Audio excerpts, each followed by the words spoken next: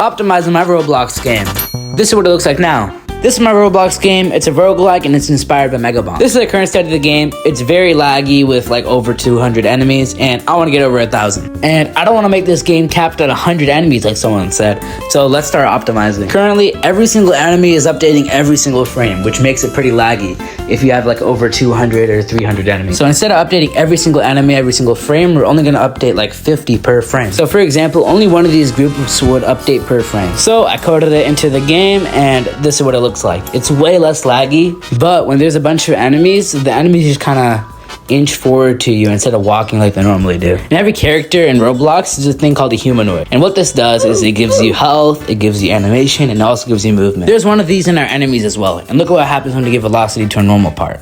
It goes forward. But when we do it to a part with the humanoid, you see they just inch forward. For it to not look weird, you have to give it velocity every single frame, but that's pretty demanding. What happens when they update every other frame, which is happening when we have a lot of enemies. So to fix this, we're gonna get rid of the humanoid. The only problem of getting rid of the humanoid outright is it gets rid of all the clothes of the guy. So the way we're gonna keep the textures on our guy and get rid of the humanoid is to open it in Blender and then send it back to Roblox. So I installed Blender, exported my enemy model as OBJ, and then spent too long trying to figure out how to actually import my guy into Blender. But then we got it done and here he is. But the thing is, he still doesn't have clothes or a face. So then I spent, I kid you not, an hour trying to figure out how to get him to have his textures. Then I figured out I just had to click one button. And I thought, hey, I may as well animate him here as well because I know people do that. So I watched some tutorials and now our guy has bones. So then I watched some more tutorials and now we got a walk animation. So then I exported everything and put it into Roblox and he shouldn't be that big. So I scaled him down and his arms and legs got messed up, so I lined them back up. I even had to pull out the calc at one point. So our new enemy will be comprised of two main parts: the visual, or what you see of the character, and the hitbox of the character, which actually does everything. Oh yeah, and all the bones and animations from Blender didn't transfer over,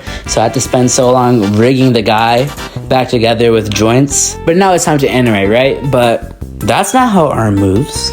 So I had to re-rig everything again so that it actually moves on where the joints move. Then I animated it again, and now we got a walk animation, and we got our guy without the humanoid. So then I put him into the code, and this is how it turned out. This time they weren't inching forward like they used to, but now it's even more laggy with like 200 enemies or more. The reason why we're lagging so much is it's because we're still using the default Roblox velocity system.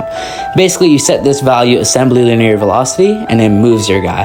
It's convenient, easy, but it's really laggy with 150 or more enemies. Instead, now we're gonna switch to a kinematic system, which doesn't use physics at all, which is way less laggy. But it's way harder to make, and you've got to calculate everything like gravity and collisions. So I coded in this new system, and now you can see the game is way less laggy. This is with 100 enemies, barely any lag, and now with 200, it also works pretty well. It's just when they climb a little weirdly, but it's fine. It works. If you guys have any name ideas, put them in the comments and follow for more.